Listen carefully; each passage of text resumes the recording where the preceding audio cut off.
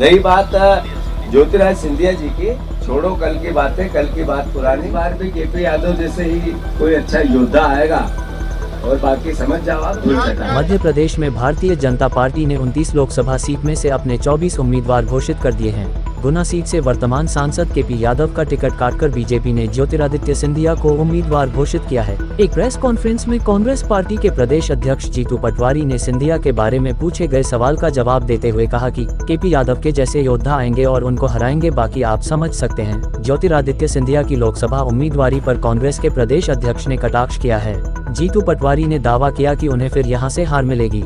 2019 के लोकसभा चुनाव में केपी यादव ने 1 लाख से अधिक के अंतर से सिंधिया को हराया था। केपी यादव ने बीजेपी के टिकट पर चुनाव लड़ा था। गुना दशकों से सिंधिया परिवार का गढ़ रहा है और ज्योतिरादित्य सिंधिया 2002 से इस सीट का प्रतिनिधित्व कर रहे थे, लेकिन 2019 में उनसे ये सीट छिन गई थी। ज्योतिरादित्य सिंधिया और उनके समर्थक विधायक मार्च 2020 में बीजेपी में शामिल हो गए थे, जिस वजह से मध्य प्रदेश में कांग्रेस की कमलनाथ सरकार गिर गई थी। सीएम मोहन यादव और उनके कैबिनेट सहयोगी सोमवार को रामलला के दर्शन के लिए अयोध्या गए, जिसको लेकर जीतू पटवारी ने कहा कि यह आस्था का मामला है, लेकिन इसको लेकर राज्य सरकार की ओर से जारी किए गए विज्ञापन की उन्होंने निंदा की। जीतू पटवारी ने आरोप लगाया कि राज्य सरकार विज्ञापनों पर हर दिन 1 करोड़ रुपए खर्च कर रही है। पिछले साल दिसंबर में सत्ता में आने के बाद से बीजेपी शासित राज्य पहले ही 15,000 करोड़ रुपए का कर्ज ले चुकी है और विज्ञापन से सार्वजनिक कर्ज में वृद्धि होगी। जीतू पटवारी ने दावा किया कि मोहन यादव के नेतृत्व में अपराध बढ़े हैं, जबकि वह गृह मंत्री भी हैं। आरोप लगाया गया कि राज्य में अपराध फिलहाल 30 साल के उच्चतम स्तर पर है।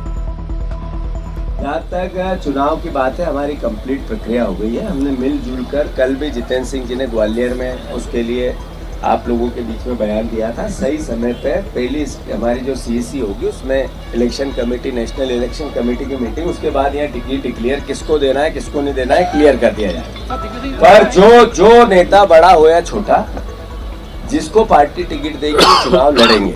ये कोई एक के बिना ना है, न कोई किसी प्रकार का प्रश्न खड़ा होता है। रही बात ज्योतिरादित्य सिंधिया जी की, छोड़ो कल की बातें, कल की बात पुरानी, नए दौर में लिख देंगे मिलकर नई कहानी। वो बीजेपी के नेता है, उन पे बात भी करना और उन पे कोई ऐसी भाषा भी बोलना, भगवान उनका भला करे। पर इस बार भी केपी यादव जैसे ही कोई अच्छा योद्धा आएगा और बाकी समझ जाओ आप।